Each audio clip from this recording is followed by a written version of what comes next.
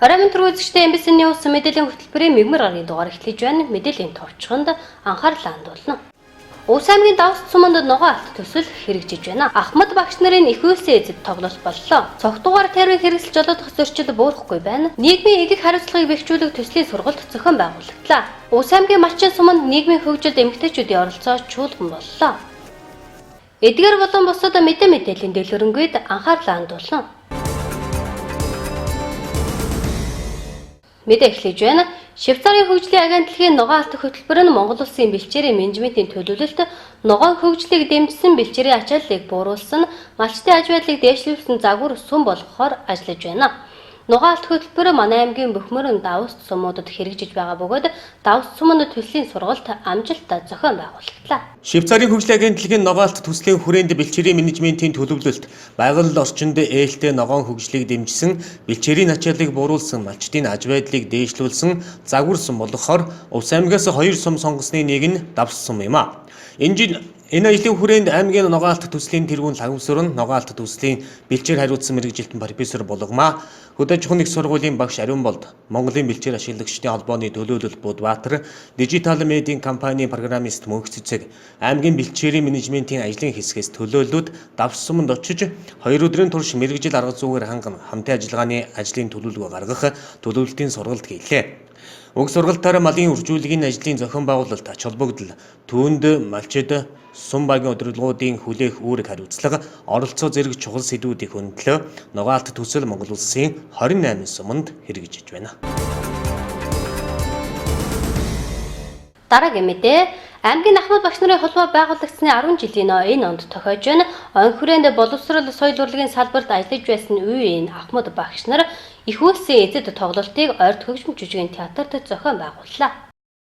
Улс аймагт Ахмад багш нарын холбоо байгуулагдсны 10 жилийн энэ онд тохиож байна. Он хүрээнд боловсролын салбарт ажиллаж байсан Ахмад багш нар их үйлсийн эзэд тоглолтыг улс нутгийн зон олондоо өргөн барьлаа. За энэ жил манай аймагт аймгийн Ахмад багш нарын холбоо байгуулсан 10 жилийн тохиож байгаамаа. Энэ 10 жилийн хойно хүрээнд бид боловсрол соёл урлагийн ахмадуудын их үйлсийн эзэд гэдэг тоглолтыг одоо бид тоглож өчигдөр улаан өмчүүдтэй бид тоглож сонирхоллоо. Энэ тоглолтод маань Монгол улсын гавьяач жүжигчин Тойвга, Загиржав, Жавзмаа, гавьяа тогш Найдан маань боловсролын салбарт одоо олон жил үргэлжлэлтэй ажилласан боловсрол соёлын тэргүүний ажилтан дуучин, хөгжимчин, бүжигчин ийм ахмад багш нар оролцсон юм аа. Энэ тоглолтыг одоо манай улаан өмчид маш их өргөнөөр үзэж сэтгэл өндөртэйгээр одоо энэ сайхнаар үнэлж ярьж өглөө биднэрт. Бид нар бол одоо чөлөөндөө гарсан ч одоо бид зүгээр байгаа суугаад идэггүй манай багш нар, ахмад багш нар. Боловсролыг хөгжүүлэх үйлсэд одоо өөрснийхөө баялаг туршлага залуу үеийнхэнд одоо өвлөн үлдээх, түүнийг одоо уламжлан үлдээхийн тулд одоо зөвлөн тусах үйлчлэгээ бид нэр одоо байнга явуулж байгаа. Энэ зөвлөн тусах үйлчлэгээ бол манай аймгийн боловсрол соёл урлагийн газрын одоо мэргэжилтнүүд одоо бид бүгд тусалж одоо дэмжиж явуулж байгаамаа. Зөвхөн одоо 2018 оны 12 сард бид зөвлөн туслах группээр одоо 18 сумд ажилласан бид. Энэ 18 сумд одоо аймгийн боловсрол соёлын газрын мэргэжилтнүүдтэй бид 17 ахмад багш нар одоо явж залуу багш нартай одоо хичээл хамт заах, туршлагын одоо яаж одоо хичээлээ заах вэ? Яаж өвлөн хүүхдүүдтэй яаж харьцах вэ? Сургалтаа яаж явуулахын талаар бид зөвлөн туслах ийм ажлыг хийсэн юм аа. Их улсын эзэд тоглолтод Монгол улсын гавьяатай жүжигчин Товгоо Загиржав Жавзмаа, гавьяатай багш Найдан Дуучин буй хөгжимчин бүжигчин боловсролын салбарт ажиллаж байсан 30 гаруй багш нар оролцлоо. Аймгийн Ахмад багш нарын холбооны 17 багш боловсрол соёл урлагийн газартай хамтран боловсролыг хөгжүүлэх үйлсэд зөвлөн туслах үйлчилгээг 18 сумд хийсэн байна. Өөрсдийн мэдлэг чадвараа залуу багш нартай хуваалцаж боловсролын салбарт ажиллаж байсан үе үеийн азаа буурлуудаа сайн сайхныг хүсье.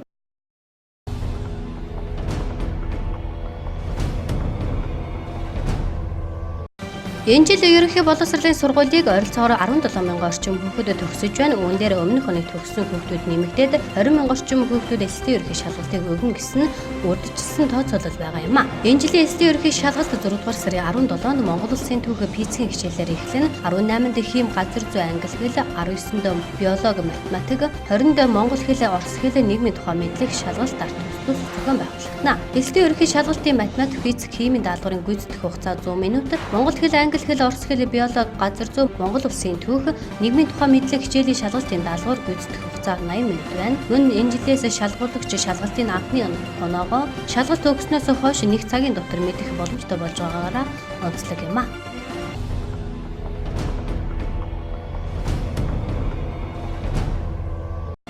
Гадаадад 6 сараас дээш хугацаагаар оршин суугаа иргэдээ цахимаар бүртгэж байна. Монгол улсын иргэн гадаадад хувийн хэрэгээр зорчих, цагаачлах тухай хуулийн 9-5 гадаадад удаан хугацаагаар болон цагаачлан суугаа Монгол улсын иргэн тус улсын дипломат төлөөлөгчийн болон консулын газарт хаягийн бүртгэл хийлгэж байх үүрэгтэй гэж заасны дагуу гадаадад 183 хоногоос дээш хугацаагаар оршин сууж байгаа Монгол улсын иргэд бүртгэлд хамрагдан. Энэхүү бүртгэл мэдээллийг бий болгож тогтмолжуулснаар иргэдийн эрх ашиг, сонирхлыг хамгаалах хуулийн эрх зүйн туслалцаа гишүүрхэ үзүүлэх, иргэний бүртгэл цахим үйлчлэгээний хүртээмжийг сайжруулах суурь сан бий болох юм а.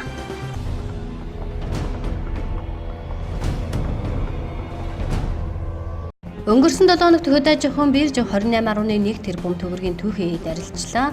Арилжааны үнийн дүн өмнөх 7 хоногийн түвшнээс 3 тэрбум төгрөгөөр буурсан байна. Мөн боловсруулаагүй бараа ноолуурын арилжаа дийлэнхийг бүрдүүлдэг хандлага хэвээр хадгалагдлаа. Өнгөрсөн 7 хоногийн 3 өдөр боловсруулаагүй адууны шир арилжсан байна.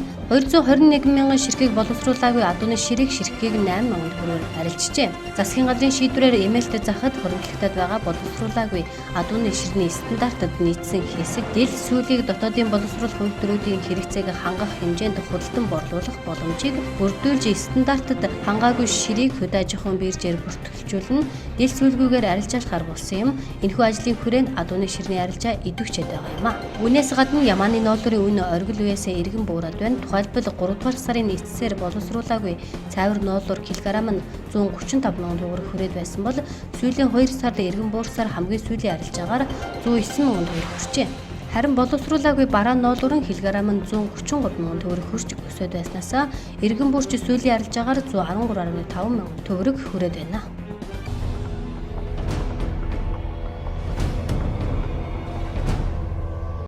Баян хонгор булган говьалтай дуран говь дунд говь завхан орхон өөр хангаа өмнө говь сэлэнг төв өвс ховд хөвсгөл Хинтээ аймгийн 22 сум нийслэлийн 4 дүүргээс галзуу өвчний эрсдэл урьдсан нийт 91 тохиолдол мэдээлэгдсэн нь өмнөх оны мөнөөс 52%-аар эпидемиологийн 22 дугаар 7 хоногтой харьцуулахад 2 тохиолдлоор тус нэмэгдсэн үзүүлэлттэй байна. Өнгөрсөн 7 хоногт 4 с сэжигтэй тохиолдол мэдээлэгдсэн галзуу өвчний сэжигтэй зэрлэг мал амьтанд уруулж ноцуул шүлсдүүлсэн хүмүүсийн тохиолдлыг их хуурхаар нь авч үзвэл эзэнтэй ноход 37.4%, чононд 20.6%, эзэнгүй ноход 14.3%, үнэгэнд 8.8%, үхэрт 4.4%, мануулд 3.3%, мууранд 2.2%, тэмээнд 1.1% уруулж нөхцүүлж вакцины ээлт хэмжлэгэнд хамрагдсан байна.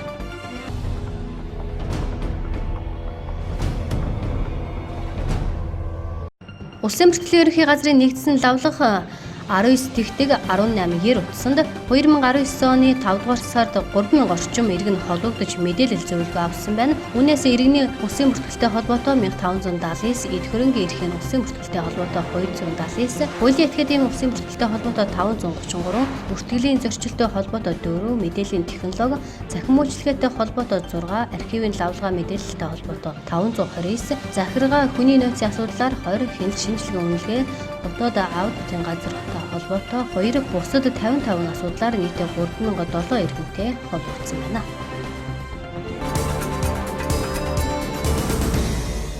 Дараагийн мэдээ согтуугаар тээврийн хэрэгсэл жолоодох зөрчил буурахгүй байна. 2019 он гарснаар эхний 5 сарын байдлаар аймгийн цагдаагийн газрын замын цагдаагийн тасагт согтуугаар тээврийн хэрэгсэл жолоодсон 180 зөрчил бүртгэгдсэн байна.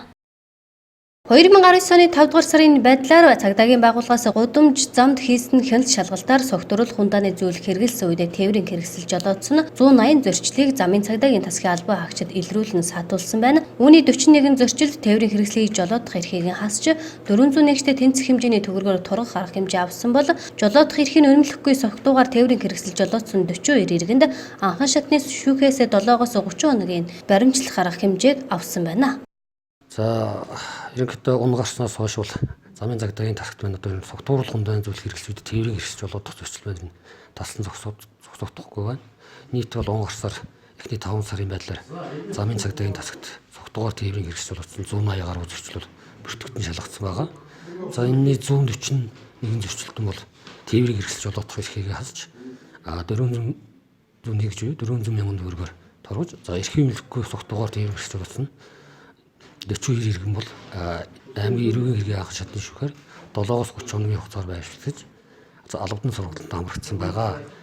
За энэ бас зам тээврийн ухаслах хэрэг гарах шалтгаан нөхцөлийн маань нэг юм бол бас энэ согтууруулах хундааны зөвлөх хэрэгсэл үедээ тээврийн хэрэгсэл жолоодох зөрчил бас зөрчлөөс үүдэн гарч байна. За одоо эргэж жолоочдод анхааруулж хэрэгтэй одоо уран дулааны цаг эхэлж байна. Хүмүүсийн амралт зугаалгах энэ үйлрэл эхэлж байгаад бол орон нутг одоо орон нутг зөрчилд аялж амарч явахд одоо согтуугаар тээврийн хэрэгсэл жолоодох бас татгалзаж хэрэгтэй гэдгээс анхааруулж хэлмээр байна. Улсын хэмжээнд байна одоо оюутан тээвэр, бяцхан зорчигч, улсын дугаар гэд нэгдсэн болон хэсэгчлсэн арга хэмжээг тээврийн цагдаагийн албанаас зохион байгуулж байгаа. За тухайн арга хэмжээний хүрээнд бол замын цагдаагийн тасгаас гудамж замд хяналт шалгалт хийгээд ажиллаж байна. За улсын дугаар нэгдсэн арга хэмжээний хүрээнд бол одоо тээврийн хэрэгсэл улсын дугаараа бүрэн байрлуулах, улсын дугаар нь бүдгэрч арилсан. За твшин дээр номер улсын дугааргүй зэрэг зөрчлүүд дээр бол холбогдох хөлтөгт хэмжээнд дагаас арга хэмжээ тооцогдох нэ гэж ойлгох хэрэгтэй. Хууль зүйн сайдын 2015 оны 8 дугаар сарын 28-ны өдрийн А188 дугаар тушаалд замын хөдөлгөөний аюулгүй байдлын хуулинд жолоочийн зөрчлийн бүртгэлийн оноо тооцох журмаараа тээврийн хэрэгслийн жолоочдод замын хөдөлгөөний дүрм журмын стандартыг мөрдүүлэх, сахилах хариуцлагыг сайжруулах гаргасан зөрчилд оноо тооцох зөрчил гаргаагүй тохиолдолд урамшуулах асуудлыг тусгасан байдаг. Жолоочийн зөрчлийн бүртгэлийн ерөнхий оноо 10 бөгөөд жолоочдод 14 зөрчилд оноогоо асуулах юм. Тухайлбал замын хөдөлгөөнд оролцохдоо хамгаалах бүс малгай хэрэглээгүй тохиолдолд 1 оноо, улсын бүртгэлийн дугааргүй жолоочдод 2 оноо, согтуугаар тээврийн хэрэгсэл жолоодсон тохиолдолд 2 оноо хасах бөгөөд нийтдээ замын хөдөлгөөний аюулгүй байдлыг хангах үүднээс 14 зөрчилд жолоочийн оноо хасагдах юм а. За энэ замын хөдөлгөөний аюулгүй байдлын тухай хууль маань бол 2015 онд шинжилэн батлагдаад эргэж ирсэн. За энэтэй холбогдуулан давхар тээврийн хэрэгслийн жолоочийн оноо тооцох журам гэж Хууль зүйн сайдын 2015 оны 8 дугаар сарын 28-ны өдрийн А188 тоо тушаалаар жолоочийн оноо тооцох журам гэж батлагдсан байгаа. За тухайн журмаараа бол нийтдээ 14 зөрчилд бол оноо хасагдахаар заасан байгаа. За тэгэхээр үгж ойлгох вэ гэхээр тухайн жолоочийн гаргасан зөрчилтөнд давхар оноо хасагдана 14 зөрчил. За тухайлбал хамгаалах ус хэрэглээгүй эсвэл хамгаалах малгай хэрэглээгүй бол тухайн хүн маань 21-т 20 мянган төгрөгөөр тогтоолоод давхар 1 оноо хасагддаг журамтай байгаа.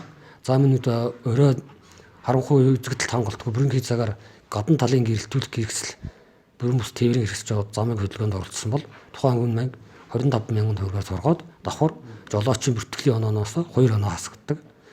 За тухайн жолооч маань зам тээврийн осол гаргасан тохиолдол бол тухайн жолоочдоор маань одоо эрүүгийн хариуцлага хүлээлгэх хэрэггүй бол 101-т тэмцэх хэмжээний өрөө торгоод 5 оноо хасагддаг. Гэх мэтчлэн ингээд 14 зөрчилд бол оноо хасагдахаар заасан байгаа. Мөн жолооч одоо гэрэлэн дөхөө, зохицуулагчийн дөхөө зөрчил замын хөдөлгөөнд оролцсон тохиолдолд бол бас 2 оноо хасагдахаар зохицуулагдсан байгаа гэдгийг бас анхаарах шаардлагатай. Аймгийн цагдаагийн газрын замын цагдаагийн тасгаас бяцхан зорчигч, оюутан тээвэр, улсын бүртгэл нэгдсэн арга хэмжээнүүдийг зохион байгуулж байна. Дараагийн мэдээ Швейцарын хөгжлийн агентлаг Дэлхийн банкны хамтарсан санхүүжилтээр Монгол Улсын эрүүл мэнд боловсролын салбарт нийгмийн эгэх хариуцлага төслийг 2016 оноос хэрэгжүүлж эхэлсэн. Энэхүү төслийн 2 дахь шат баруун түрүүн тариалан сумд хэрэгжихээр боллоо. Өнөөдөр нийгмийн их хариуцлагын төслийн 2 дахь шатны сургалт зохион байгуулагдлаа. Швейцарын хөгжлийн агентлаг Дэлхийн банкны хамтарсан санхүүжилтээр Монгол Улсын эрүүл мэнд боловсролын салбарт нийгмийн эгэг хариуцлага төслийг 2016-аас 2019 онд 10 аймаг 3 дүүрэгт хэрэгжүүлэхээр болсон. Энэхүү төслийн 2 дахь шатны сургалт өнөөдөр аймгийн эрүүл мэндийн газарт зохион байгуулагдлаа. Энэ Дэлхийн банкны санхүүжилтээр нийгмийн эгэг хариуцлага төслийг одоо манай эрүүл мэндийн байгууллага дээр хэрэгжүүлээд 3 жил болж байна. За өнөө жилээс эхлээд 2 дахь үе шат нь хэрэгжиж байгаа. За бид нар өнөө жилийнхаа төслийг бол энэ анхан шатны эрүүл мэндийн байгууллагын эмнэлгийн хэрэгслийн худалдан авалтын төлөвлөлт, гүйцэтгэл, үрдүн гэсэн иймэрхүү одоо сэдвээр бол авсан. За төслийн гол одоо зорилго маань анхан шатны эрүүл мэндийн байгууллага дээр эмнэлгийн хэрэгслийн төлөвлөлт ямар байна, хэрэгцээ нь ямар байна, ерөн гаднаас эм терапевт хийлүүлж гэнэ үү? За бидний тендер худалдан авалт хэр чанартай байна, үнэн хэр байна? Энэ бүхнийг одоо хэрэгжүүлэхээр бид нар баруун турын сум одоо тариалан сумд хэрэгжүүлэхээр ингэж ажиллаж байгаа. Тэгээд өнөөдөр манай Улаанбаатар хотоос 2 зөвлөх маань ирж эдгээр 2 сумуудаар очиж ажиллаж сургалт хийж өнөөдөр бас аймагт сургалт хийж байна. Энэ төслийн басны гол онцлог бол зөвхөн төрийн байгууллагуудад оролцоо зогсохгүйгээр иргэний нийгэм байгуулах иргэдийг оролцуулдаг, иргэд өөрсдөө санал хүслийг бас оролцуулж иргэдийн сэтгэл ханамжийг хүндэлгээр чухал энэ төсөл байгаа. За Увс аймгийн хэмжээнд хэрэгжсэн өнгөрсөн жил хэрэгжсэн энэ төсөл дээр зайлшгүй одоо эмийнхаа төлөвлөлтийг хэрэгцээг нь зөв тооцож төлөвлөлтөө одоо төсөв батлуулж эмээ хүртээмжтэй тасралтгүй юм хангах юм шаардлага гарч ирсэн учраас эмзүүч одоо мэрэгчлэлтний зөвлөхийн хэрэгцээ шаардлага гарч ирсэн байна. За ийм учраас одоо миний бие энэ жилээс эхлээд сонгосон 2 суманд тариалан баруун турын суманд эмийн хэрэгцээг нь тооцож төлөвлөх маш судалгаа төлөвлөгөөтэй эмийн одоо захиалга хийх тийм аргачлалыг зааж сургахаар бол ирсэн байгаа. Тэгэхээр бол манай баруун турын сумын болоод тариалан сумын эмнэлэг дээр эмийнхээ хэрэгцээг судалгаатайгаар тооцдог юм чадамж энэ төслийн үр дүнд бол юм чадамжтай одоо баг ажиллаад сурчна. За энэ үйл ажиллагааг зөвхөн төслөөр дуусахгүйгээр цаашдаа үргэлжлүүлээд авч явах боломжтой гарын авлага материалуудаар одоо хангаад аргачлалыг бол үлдээн. Тэгэхээр энэ үйл ажиллагаа бол тасралтгүй үргэлжлээ явах боломжтой. Зөвхөн энэ 2 сумаар зогсохгүй Увс аймгийн бусад сумдуудад энэ аргачлалыг түгээх өглөө цаашаа Увс аймгаас гадна улсын хэмжээний одоо аргачлал болгон нэвтрүүлэхийн бүрэн боломжтой гэж харж байгаа. Нийгмийн эгэг хариуцлагын анхны төсөл амжилттай хэрэгжиж энэ жилийн төслийн 2 дахь шат баруун түрүүн тариалан сумд хэрэгжихээр боллоо. Энэхүү төслийн зорилго нь Монгол улсад нийгмийн эгэг хариуцлагыг бэхжүүлэхэд орон нутгад төрийн байгууллага, төрийн бус байгууллага иргэдийн гүйцэтгэх үүргийг нэмэгдүүлэх тэдний хамтын ажиллагааг хөгжүүлэх зорилготой юм а. Энэхүү төслийн хүрээнд эмийн төлөвлөлтийн бодит хэрэгцээ судалгаан дээр үндэслэн гаргах, иргэдийн оролцоотой эмийн судалгаа төлөвлөлтийг хийх шаардлагатай гэдгийг мэргэжилтнүүд онцоллоо. 2007 онд хэрэгжсэн Увс аймагт хэрэгжсэн эрүүл мэндийн салбарын худалдаа авах ажиллагаанд олон нийтийн оролцоотой хяналт авах төсөл маань маш амжилттай хэрэгжиж чадсанд баяртай байна. За энэ төслийн одоо үр дүнд бид нар эмийн одоо төлөвлөлт бодит хэрэгцээг судалгаа төлөвлөлтөн дээр үндэслэж гаргах ийм шаардлага бол бий болсон.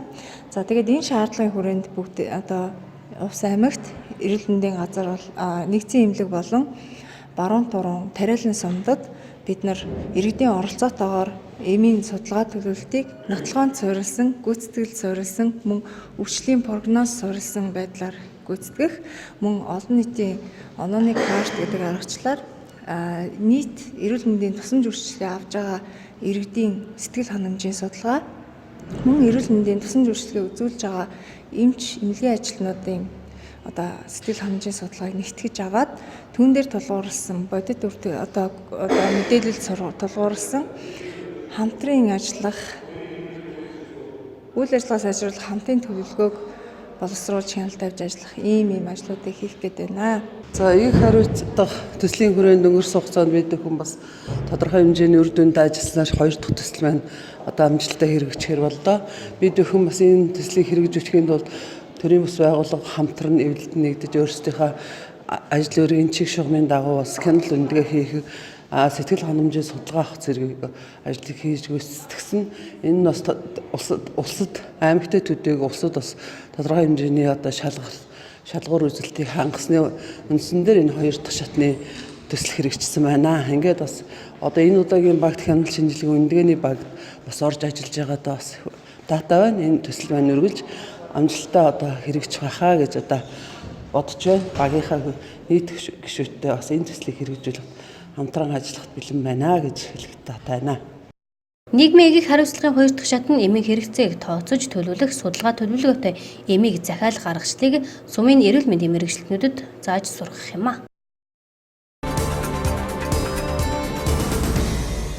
Дараагийн мэдээ аймгийн засаг даргын үйл ажиллагааны хөтөлбөр гендерийн эрхтгч байдлыг хангах аймгийн дэд хөтөлбөрт тусгагдсны дагуу нийгмийн хөгжилд эмэгтэйчүүдийн оролцоо сэдвийн хүрээнд эмэгтэйчүүдийн чуулга уулзалт 6 дугаар сарын 8-9-ний өдрүүдэд Малчин суманд зохион байгуулагдлаа. Чуулганд тус сумын 4 багаас 300 гаруй эмэгтэй оролцлоо. Увс аймгийн Малчин суманд нийгмийн хөгжилд эмэгтэйчүүдийн оролцоо чуулга уулзалт 6 дугаар сарын 8-9-ний өдрүүдэд зохион байгуулагдлаа. Малчин сум нь анх 2013 онд эмэгтэйчүүдийн чуулга уулзалтыг зохион байгуулж байсан юм а. Нийгмийн хөгжилд эмэгтэйчүүдийн оролцоо чуулганд Малчин сумын 4 багаас 300 гаруй эмэгтэй оролцлоо. Тус сумын нийт хүн амын 1315 буюу 52.4%-ийг эмэгтэйчүүд эзлэж байна. Манай эмэгтэйчүүдийн чуулга уулзалт маань одоо 2 дахь удаага зохион байгуулагдаж байна. Эхний чуулга уулзалт нь 2013 оны 9 сард зохион байгуулагдсан. Энэхүү чуулганы ерөн гол зорилго гэдэг нь бол эмэгтэйчүүдийнхээ одоо гараас гардаг бүтээгдэхүүн ямар бүтээгдэхүүн байна тэр талаар одоо бид өхний үзэсгэлэн гаргаад ингээд одоо нэг багийн эмэгтэйчүүд нөгөө багийн эмэгтэйчүүдтэй одоо харилцах, туршлагаа солилцох ийм чиглэлээр энэ үйл ажиллагааг бид өхний явуулж байгаа. Удаан 2019 оны 6 сарын 8-9-ний гэсэн хоёр өдрийн турш үйл ажиллагаа зохион байгуулагдана. Нийт үйл ажиллагаанд 10 төрлийн уралдаан тэмцээн бас зохион байгуулагдаж байгаа. 19 онд бид бүхэн бол одоо засаг даргын нийгмийн засгийн зорилтод тусгагдсны дагуу одоо эмэгтэйчүүдийн чуулга уулзалтыг маань зохион байгуулж байгаа. Одоо 8 сард бид бүхэн залуучуудынхаа чуулга уулзалтыг бас зохион байгуулах ийм ажилтай явж байна. Мөн одоо бид бүхэн одоо энэ 6 сарын 16-ны сая өдрүүд баян хархан уулынхаа овоот эхлэхийг бас тэмдэглэн өнгөрүүлэх гэдэг одоо бэлтгэл ажил хангаад байж байна. За нийт 2018 оны жилэтсэн байдлаар бол Малчин сум маань 2522 хүн амд олсон байгаа. Түүнээс одоо 1315 бол эмэгтэйчүүд буюу 52.4% бол одоо эмэгтэйчүүдээс эзэж байгаа юм. За тэгэхээр өнөөдөр Увс аймагт эмэгтэйчүүдийн чуулган болоод аймгийн хэмжээнд, сумдын хэмжээнд олон газар явагдаж байна. Өнөөдрийн байдлаар бол Малчин сумын эмэгтэйчүүдийн нийгмийн хөгжилд эмэгтэйчүүдийн оролцоо гэдэг ийм чуулганыг зохион байгуулж байгаа. За чуулганд бол тус сумын 4 багийн нийтдээ 300-аад эмэгтэй ирсэн байна. Тэгэхээр энэ олон эмэгтэйчүүдийн донд тусгай удирдамжаар бол төрөл бүрийн тэмцээн уралдааныг зохион байгуулахаар тэгээд дээр нь бол эмэгтэйчүүдийн хөгжлийн асуудлаар нийгэм толгомдож байгаа асуудлаар ярилцлага хийхээр за мөн олон гэр бүлүүдийн донд бол одоо сайхан морьтой ийм тэмцээнүүд явуулахаар маш олон хэлбэрийн арга хэмжээг бол зохион байгуулахаар энд хүрэлцэн ирсэн байна. Тэгээд дөнгөж саяхан аймгийн эмэгтэйчүүдийн зөвлөлийн аймгийн чуулган болоод энэ чуулганаар бол мөн аймгийн эмэгтэйчүүдийн хөгжилд одоо хөгжлийн асуудлыг ярьсан байгаа. Тэгэхээр энэ сум болгондоо бүсчлээд тухайн сумдаа хийж байгаа энэ том ажлууд бол эцэстээ яаж ийм гэхээр зэрэг Увс аймагт байгаа нийт эмэгтэйчүүдийн өмнө толгомдсон асуудлыг яаж шийдэх вэ? За тэр толгомдсон асуудал дээр Малчин сум яаж оролцох вэ? Наранбулаг сум яаж оролцох вэ? Давс сум яаж оролцох вэ? Хойд одоо 5 сум яаж оролцох вэ гэдэг ингээд тусдаа боллоо. Тэгэхээр энэ бол Увс аймагт байдаг нийтдээ 41 мянга гаруй эмэгтэйчүүдийн асуудлыг хөндөж байгаа ийм сайхан одоо арга хэмжээ болж байна гэдгийг энэ ташрамд хэлмээр байна.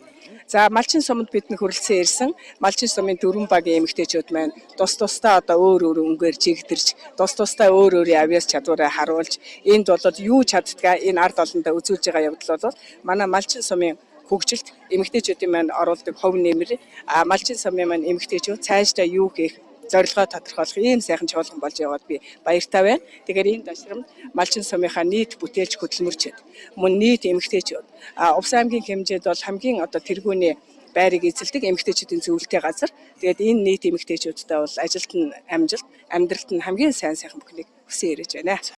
Энэ жил аймаг болон сумын хэмжээнд эмэгтэйчүүдийн чуулга уулзалт нэлээдгүй зохион байгуулагдж байгаа. Малчин сумын эмэгтэйчүүдийн чуулганаар эмэгтэйчүүдийн өмнө тулгамдж буй асуудал, сум орон нутгийн хөгжилд эмэгтэйчүүдийн оролцоо, гендрийн тэгш эрх байдлыг хангах хууль эрх зүйн мэдлэгээ дээшлүүлэх хүрээнд 2 дахь удаага амжилттай зохион байгуулагдлаа. Тус чуулганы үеэр эмэгтэйчүүд өөрсдийн бүтээлээ дэлгэн үзэсгэлэн гаргахаас гадна урлаг, спортын олон төрлийн тэмцээн уралдаануудаар өрсөлдсөн юм а.